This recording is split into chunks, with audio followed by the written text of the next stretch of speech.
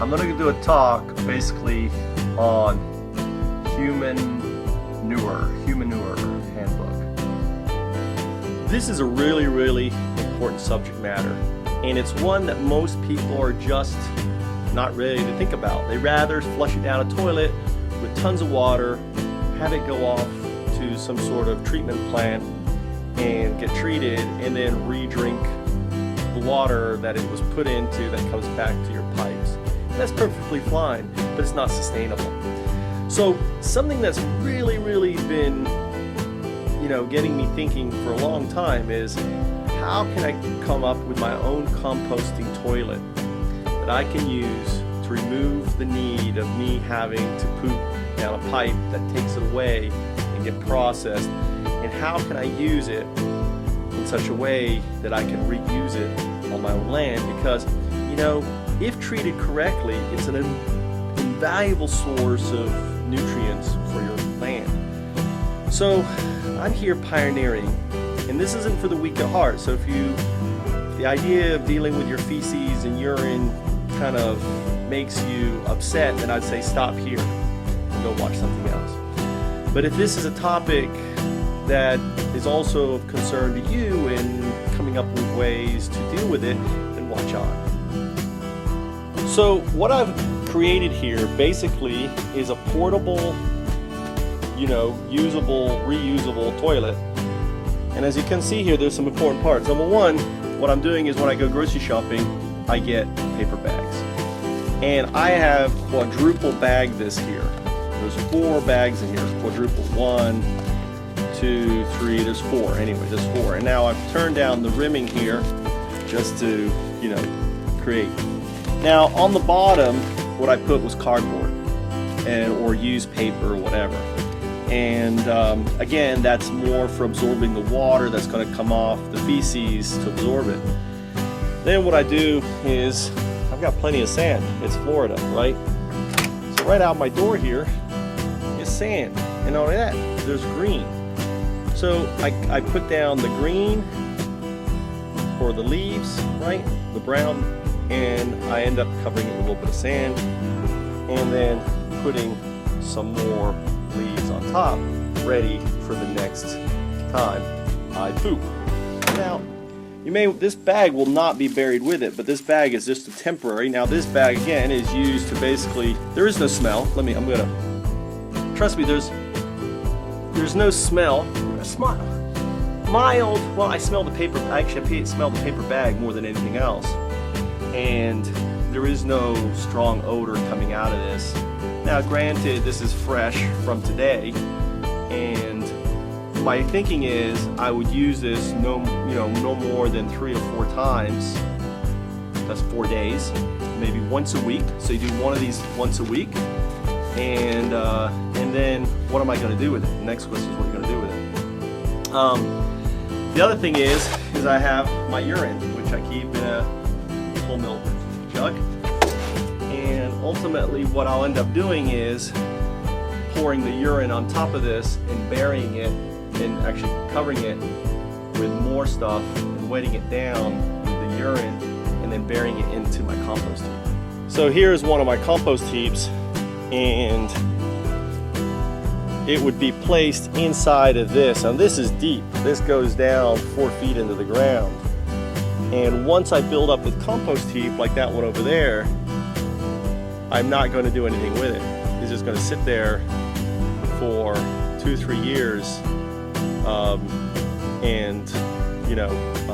I will plant stuff on top of that, but that compost heap right there is pretty much done. So the idea is, you want to set this inside of it and bury it inside and forget about it. And again, it's got to get plenty of moisture and everything else in order to break down. The biggest problem with composting is really moisture, water content, and everything else. And if you read that handbook, you've got to read that handbook, and all you have to do is look at Humanure handbook PDF, and there's plenty of places where you can read it for free. And I'm going to reread it again to make sure that what I'm setting up is right. And again, the composting heaps that I'm setting up here are, once I set them up, put them into place, and I'm actually going to start, I'll dig down and start burying it in that one, and I'm going to let it go for 2 to 3 years, and basically let it break down and become part of the soil. The most important thing is ultimately you've got to, wherever you place it, you're letting that compost heap sit for a number of years before you dig into it and use it. Now, understand, these mounds I'm going to be using for planting trees and other things, so I'm not going to be digging up these mounds and using them around the garden. What I place in there is staying in there and ultimately becomes a really good source for whatever I place there. I'm going to be building similar mounds along the house here. So I'm going to be digging down here. This is just the beginning, but I'm going to be digging down here, a massive pit that will go down there. And again, I can bury the complete packets deep in there with lots of organics around and everything else. These beds are basically placed and left, and they're going to develop. And you'll watch as I develop this bed. Now I've just started here, but and I've got to be careful because, for example, look, I've got a sprinkler system here, right here. So the sprinkler system can be used.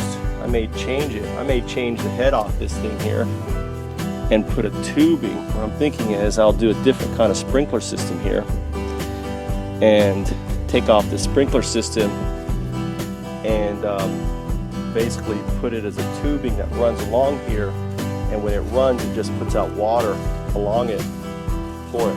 I don't think I'm going to need a sprinkler system because I've got all this water that comes off, and you can see the dip here, and I'm designing this bed to basically take in all this water when it rains, and it's going to hold it, but you'll see that.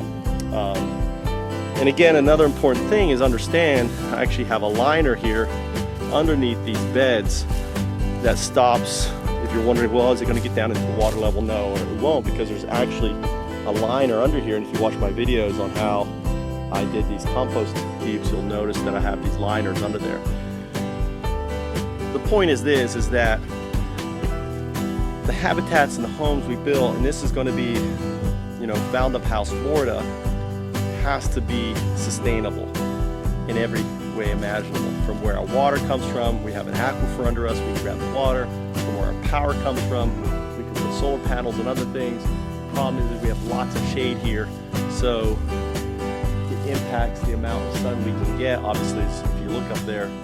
And ultimately, we'll probably be cutting down. I'm going to be taking out a lot of these other trees around here so we get more house, more light onto the house. And ultimately, that's important for if we're going to use solar on it. Transforming the land back here into food forest. And again, the opportunity to establish, you know, new compost tubes. I mean, I'm going to be putting compost tubes all in here. So my next one is actually going in. I already know where it's going to go. It's going to go right here. So this section right here. So here's my last one. My next one is going to go right in here, another big one right in here, and then the next one is going to go right over there. So I'm establishing these massive kind of, think of them as reservoirs of organics around the house, and I can even go out there and start, you know, enriching the soil. So our feces is a very, very rich, important source of biomatter that we can use to enhance the soil and the nutrients and create basically super soil. But again, you've got to handle it right. You have to become educated, and there's a great resource for you. So the link below, I'll put a link to it, and we'll see how it goes, right? Hope you enjoyed the video. And for those of you who are squeamish on this, well, all I can say is it's something that we have to learn to deal with, and we have the science to deal with, and there's a proper way to deal with it, so that way we don't risk anything. That's the message. We can use it, and if we apply the right science behind it, it's the most, your species can become the most important nutrient that you can put back into your habitat. My name is Michael Trout. I'm the founder of FoundUps, the creator of a new business paradigm about saving our planet together with FoundUps. We're not startups. We're not selfish. We're selfless. The whole idea is to come together as a global society, launch FoundUps that are part of one larger corporation that we all own parts of. We have no angel investors. We have no VCs. We basically are going to self-fund FoundUps ourselves. And you can go to foundups.com and learn more about FoundUps and how you can become part of it. Anyone can get a license to use FoundUps, to launch FoundUps. All you need is become a patron of foundups.com by simply joining our crowdfunding campaign. And in doing so, you gain the license to use FoundUps and to participate and become part of the corporation. I am personally gifting my shares to anyone via what's known as a warrant offering equity. And basically, the sooner you come in, the lower the what's known as the par value or the share price that you come in. So right now it's a penny. After we get 100 patrons, it's going to go up to 5 cents. Once that doubles again, it goes to 10 cents and so on and so on and so on. And I'm giving away 10 million shares of FoundUps Corporation to my patron stakeholders. Now there is a cap. You can only get 10,000 shares. No one can own more than 10,000 shares of a FoundUps Corp. Not even me. I'm just basically the one giving them away, right? And all shares have voting rights and everything else. And you get the shares when we become a public company.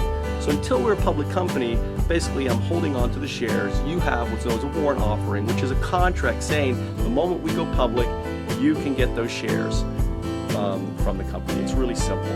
And you can learn more by going to foundups.com and becoming a patron and helping to support the vision of FoundUps. Because if we're going to save our planet, it's going to come down to you and me launching FoundUps and transforming these unsustainable habitats that we have created and turning them into completely sustainable habitats that are off the grid.